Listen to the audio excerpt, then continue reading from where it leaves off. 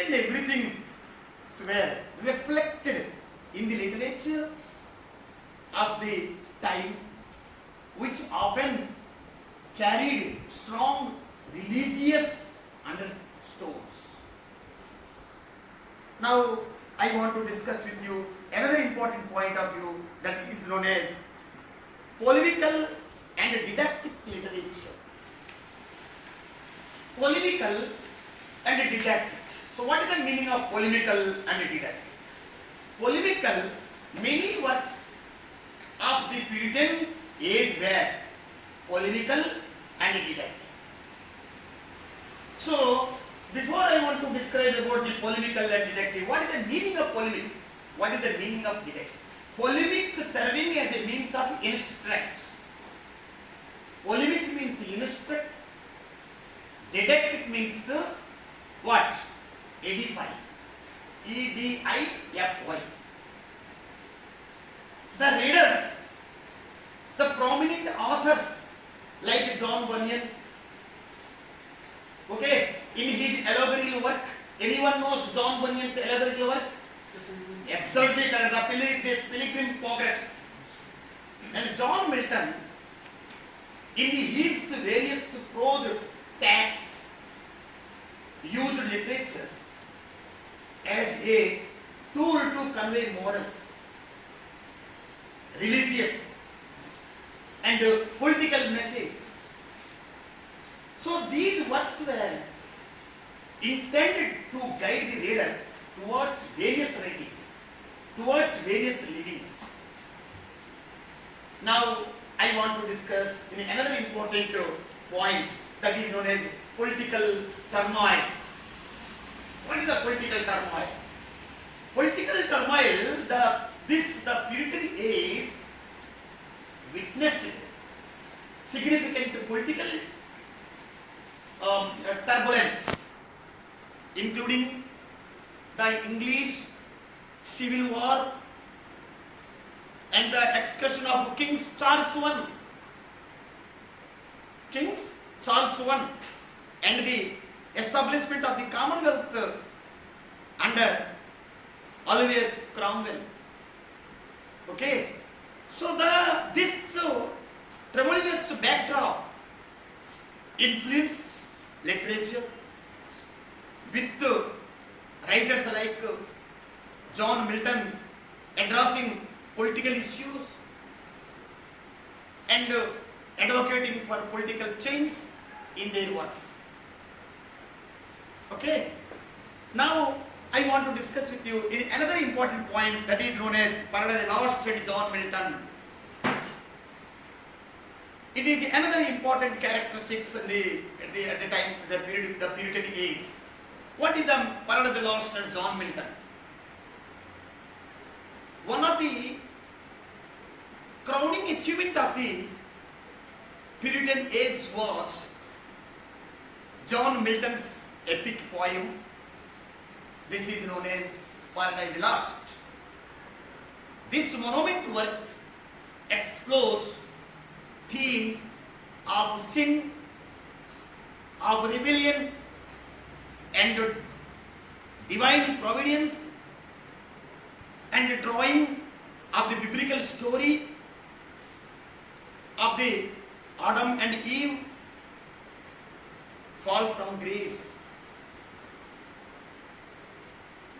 Paradise Lost is considered a masterpiece of English literature, and it is a testament to John Milton's remarkable literary prowess. Another important characteristics I am telling you, that is known as the Restoration period. So before I speak Restoration period, already we have discussed about the Restoration era. That is the 17th century, William Congreve. Already we have finished the drama. The name of the drama is The Way of the World. Still, I want to discuss with you about the Restoration period. The Puritans' age eventually gave way to the Restoration period with the return of the monarchy under Charles II. Okay, this transition marked a shift in literature as the strict moral and religious focus of the Puritan age began. They were giving use right to the wit, W-I-T, wit and liberalism of the Restoration era. Just I want to discuss about the, now I discussed with you overally what are the important ideas. So now I want to know from you, can anyone tell about the, what is the Puritan age? Overall idea. Can you say anyone? The overall idea of the Puritan age of English literature was a time of religious fervor, moral earnestness and political upheaval. Okay? It produced work that are deeply rooted in the religious and moral values. Religious and moral values. And it left an indelible marks on the development of English literature, particularly through the enduring legacy of John Milton's Paradise Lost. Okay? Now, I want to discuss with you about the writer. Who is John Milton? Forget about the Paradise Lost. Now I will discuss with you. Let us discuss about the Paradise Lost. Before Paradise Lost, I want to discuss who is John Milton. John Milton, a towering figure in the world of English literature. He is widely regarded as one of the most influential and accomplished writer in the history of English language. Milton was born on December 9, 1608 in London, England, and living through a period, a profound political and religious upheaval. John Milton's life and work reflect the dynamic and tumultuous era in which he lived. Milton is primarily celebrated for the epic poem A Paradise Lost. This poem is a masterpiece that explores themes of human freedom, the nature of good and evil, and the divine. But Milton's literary prowess extended beyond this magnum opus. A poet, he is an essayist, he is a pamphlet and influential thinker. John Milton's contribution to literature, politics and religion, they have left an enduring legacy. This type of introduction will develop into the life and works and the enduring impact of John Milton, whose writing continue to inspire and provoke thoughts, making him a literary giant of his time and beyond.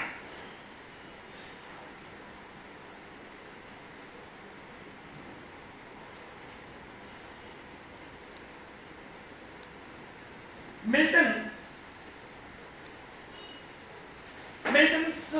magnum opus, it is a blank verse epic poem Paradise Lost. The poem is a blank verse was composed by the blind and improvised Milton from 1658 to 1664. It is known as the first edition. With a small but significant revision published in 1674. That is the second edition published in 1674. Okay. As a blind point, John Milton detected his best to a series of aids in his employ. It has been argued that the poem Paradise Lost reflects his personal dissipation and the failure of the revolution at a firm and ultimate optimism in human potential. Some of literary critics have argued that Milton encoded many references to his underlying support of the good world cause on 27 April 1667. And Milton sold the publication rights for Paradise Lost to publish Samuel Simons. That is equivalent approximately $770 in 2015 purchasing powers, with a further to be paid in $5 to be paid when each print run solid to out of the between 1300 to 1500 copies. The first run was a court edition price the 3 shilling per copy, about 23 rupees. In 2015, purchasing power equivalent, and it was also published in August 1667, and it sold out in 18 months. Milton followed up the publication Paradise Lost with its sequel Paradise Regained, which was published alongside the tragedy. I think everybody knows him about his tragedy that the Samson agonistes in 1671. Okay, so both of these works are reflect Milton's post-reformation and post-restoration political situations. Post-restoration in a political situation. Okay, so just before his death in 1674, John Milton suppressed a second edition of Paradise Lost, accompanied by an explanation why the poem rain not, and preferably verses and Andrew Marvel in 1673, and Milton republished it in 1645. John Milton republished his poem in 1645 poems, as well as collection of his letters and the latent pollution from his Cambridge days. Now I want to discuss with you what is the John Milton's works. John Milton's works continue to be studied and celebrated for their intellectual depth, poetic beauty, and profound insight into human nature. Okay, profound insight into human nature. His influence extends to various literary and philosophical movements, and he is widely regarded as one of the greatest poets of the English language. Milton wrote poetry, and prose. Poetry and prose between 1632 to 1674. In between he has written prose and poetry. And it is his most famous for his epic poetry, special collection, and archives holds a variety of Milton's major works, including Paradise Lost, Paradise Regained, El Allegro, and two Penseroso. These are his major works. But Paradise Lost is one of the most recognized work in English literature. John Milton only wrote, can anyone, how many sonnets he has written? Yes, 24 sonnets divided, 24 sonnets means he has written 18 sonnets in English and 6 sonnets in Italian. In Latin, Latin. Okay.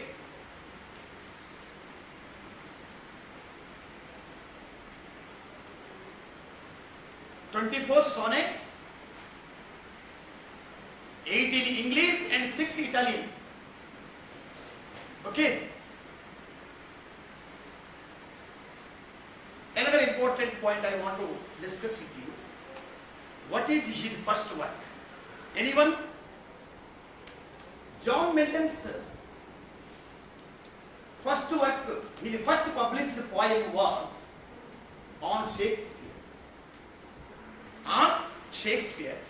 It was written in 1630. Anonymously included in the second folio edition of William Shakespeare's play. That was also written in 1632. And an annotated copy of the first folio has been suggested. And to continue, marginal note by Milton. Okay. Now, I want to discuss with you about the Milton's Paradise Lost Book 1. Department of English is prescribed for you only 2 books, but he has written 12 books. But now I want to discuss with you what is the book 1 and book 2. So, book 1. Paradise Lost is an epic poem written by John Milton and consists 12 books. Okay. Milton sets the stage for the epic narrative by innovating the muse and declaring his intention to justify the way of God to man. That is his main motto. The way of God to man. This first book opened with the main hero in the first book, Satan, absolutely correct, and his fallen angels who have been cast into hell after rebelling against God. Okay, so they are plotting their revenge and discussing their dire situation. Therefore, the main hero in the poem, Satan, emerges as a charismatic and tragic figure and full of pride and defense, and he delivers a powerful solitude expressing his resolve to wage war against the God.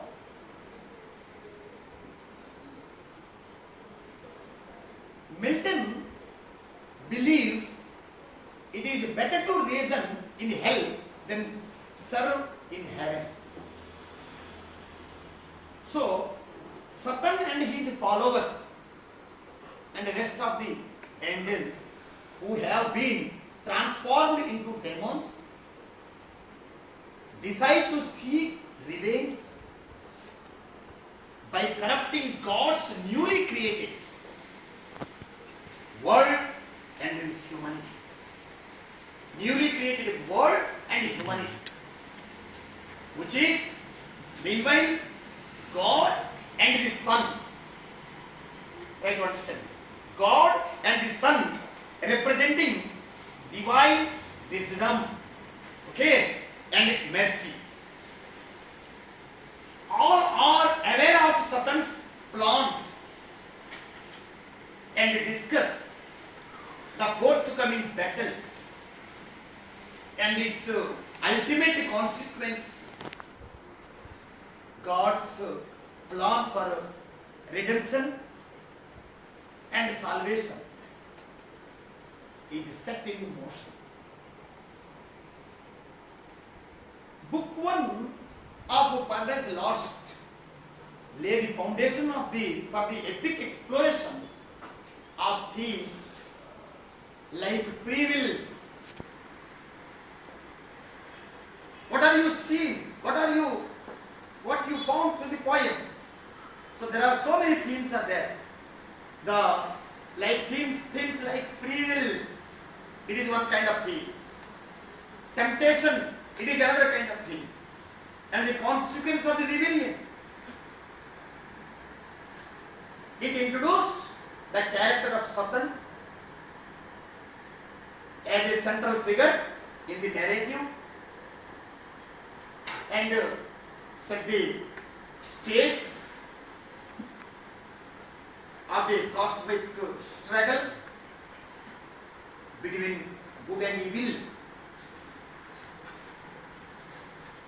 that unfolds in the subsequent books of the poem. So it is a book 1. Now I want to discuss with you the book 2. John Milton's World of the Lost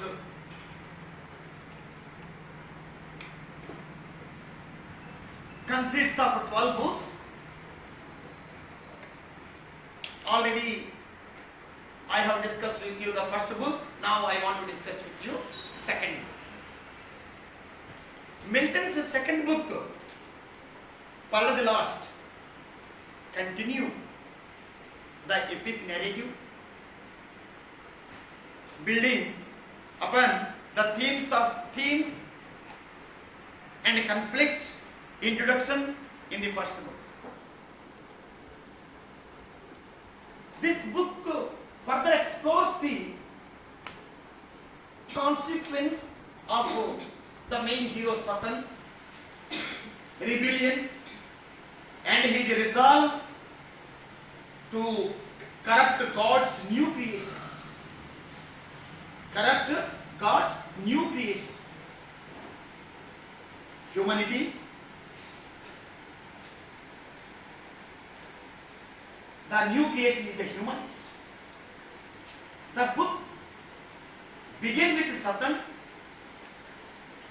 and his fallen angels covering a council in hell. Counseling in a hell. There means in hell. Satan presents his plan to inflate God's new world,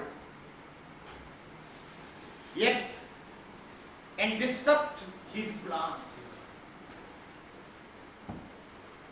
John Milton proposes to inflate the golden Garden of Eden where Adam and Eve reside by disguising themselves as serpents and corrupting the humans to defy God's command.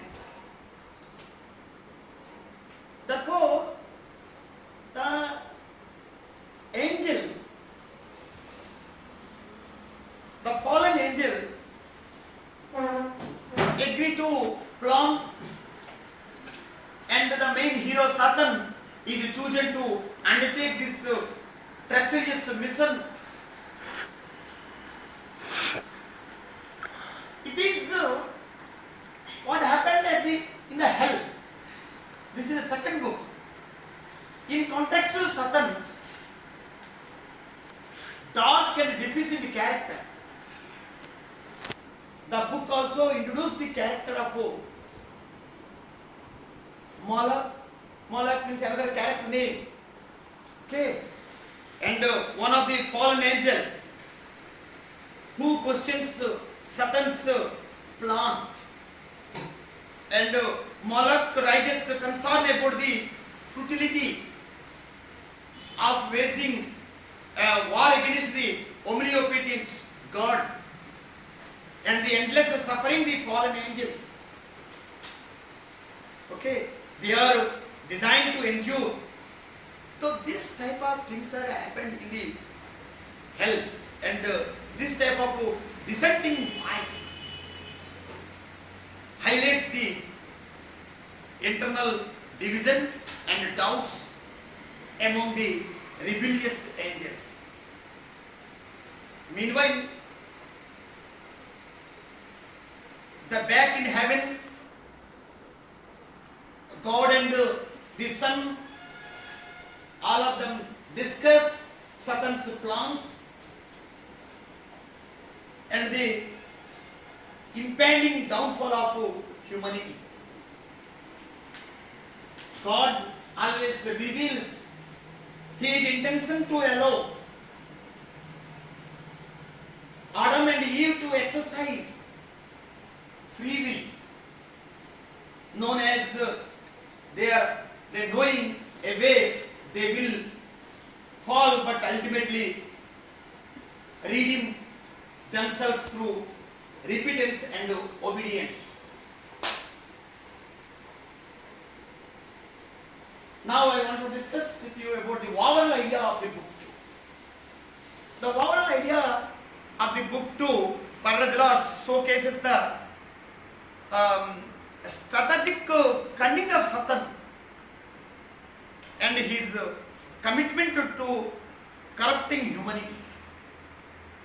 Okay, so it also emphasizes the internal strife and doubts among the fallen angels. Therefore, all things are serving to underscore the magnitude of the rebellion. On that basis only, John Milton continues to explore themes of free will, temptation, and the consequence of disobedience, setting the stage for the epic conflict and moral dilemmas that will unfold in the subsequent books of the poem. Paradise Lost